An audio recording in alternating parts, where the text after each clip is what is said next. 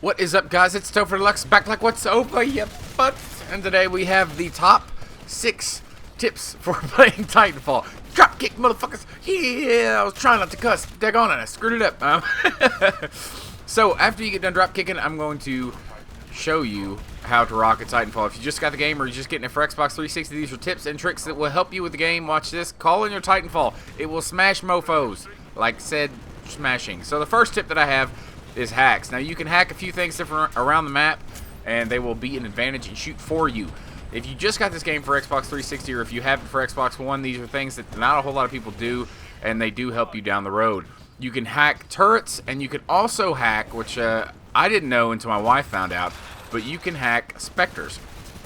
Now right here you see me run up and hack this guy. What this guy will do is he'll kind of hang around, stay somewhat in your proximity, and any kills that he gets towards enemy grunts or specters will count for your score, but they will not stop you from getting your neck snapped. But like I said, the turrets are useful, especially this one right here. It's way out in the open, has big shooting range, and there's another one on the other side of the map that can equally help you if you're trying to capture a point. It will definitely lay down some pesky fire on Titans and run out some grunts for you. It's highly advantageous. See, look right there.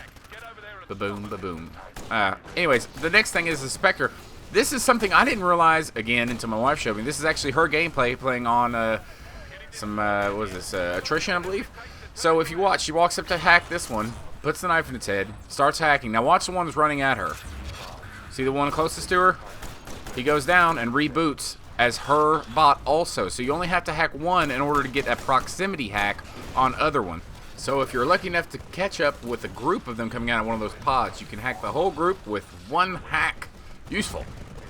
Now, the second tip that I have for you is Pilot versus Titan. This is for when you're the little guy. Cat-like instincts. You need to be able to run in and out of cover and dodge these guys' massive fire. Geysers. Is that a word? Geysers? It's kind of like geysers, but different. So anyways, as you see me right here, I'm shooting through a window. This guy's going to have a hard time seeing me and have a hard time pinpointing me. I do have a overpowered gun, or a, what is it, a buffed gun, I guess I should call. But yeah, see, right now he is going to be distracted by that Titan, and I'm going to take him out. This is one of the best ways to do it, is catch a Titan when he's already fighting another Titan. Right here, you see me fighting this guy. The best advice I can give you, bar none, when fighting a Titan on the ground is keep your ass off the ground. Jump like I am. Jump around, try and find some cover, try and find something that's going to make it difficult for him to get to you and smash you, or to shoot you with his big, huge gun. This guy right here is not going to have a clue that I'm even in this area shooting at him. I've got such good cover, and he's distracted by all the other fighting that's going on in the area. He's not going to have I'm not going to have a problem at all just unloading clip after clip after clip into this guy. The Titan weapon, the anti-Titan weapon that you use is really up to your preference. The gun that I have right now puts down a lot of bullets and is easy to fire and fast, but does not do the most damage. There's a couple other ones that do a little bit more damage per round, especially. But I'm kind of fond of this one because it feels like you're doing more. If you guys could leave a like and a comment and let me know what you guys think of this video, I would really appreciate it. This took a whole heck of a lot of editing, a whole lot of work to accomplish. You can rodeo, as you just saw me, on top of teammate Titans and enemy Titans. And that is one of the best ways to get rid of an enemy Titan if you are a pilot. You can jump on top of them, get on their back, and shoot them out. You'll see me jump on this guy. Watch this epic transition. Bounce off the ground. Yeah. Now when you shoot them, do not use your anti-Titan gun. Use your regular gun and go ahead and just unload. It bypasses their shield and goes directly to the power and their health. Get off them and get away because the nuclear attack can possibly kill you. Okay, so the third tip that I have for you is Titan versus Pilot. This is when you're the big guy in the fight and you have all the artillery you could just wish for. Rabbit and squirrel hunting. The reason why I call it is because these guys, like I just said, will like to hide in small places and they're kind of hard to see. You see me mow a whole lot of them down in this thing, but you really have to keep an objective eye on the small little details. Try and catch little guys running across valleys or alleys or whatever. Try and catch them out in the open if you can. One of the best defenses as far as a Titan versus a pilot is the electric smoke. If you can get that and put it on your armor or on your Titan, whenever you get boarded, like I said, whenever one of them's on rodeo on top of you, you can deploy that smoke and it'll kill them within a few hit markers. It's really effective. Look at this. It's just mowing them down. There's a whole bunch. I can't even shoot all these guys. One thing that I didn't mention earlier is that there are critical points on a Titan. You can see them flashing red when you are in a Titan or when you're shooting at one. It's a red thing that's on their back or on their chest. It glows red, pulses a little bit, and that is a critical point. It's kind of like a headshot for a Titan, and it will do more damage if you shoot them there, and your hit markers will be red, so you know you connected a critical shot. Another great thing about these is that you can stomp them. You can stomp bad guys, squash them dead. It doesn't take a whole lot of work. You don't have to worry about meleeing. All you have to do is walk on them, and they will be squished. It's really an advantage to be a Titan. The next one is map control. This is point number 4. Pilot positioning. Now, if you're on your feet and you're looking for other pilots, like you're playing Pilot Hunter, or you're just playing attrition and you want to get those points, the best places to look are off the ground. It's up in the sky. Look at this, guys. You got 2 of them sitting up here on this roof. Now I'm going to shoot at them. I take out one of them, and then I wait, go back and recover so that this guy doesn't know where I'm at and come back and pick up the other one. It is really crucial that you keep in mind that the upper level, the higher ground, has the advantage, and not the open ground. Now look at this guy. Runs out in the open and gets picked up and cleaned up pretty easy. Him and his buddy. So you want to stay inside. You don't want to go out into the open area, and you want to try your best to get on top, to get the high ground. Like, look at this guy. Apart from my horrible aim, let's hear it for that. Oh, that was the day I was playing with my controller upside down. Yeah, that was what I was doing. But anyways, high ground is what you need.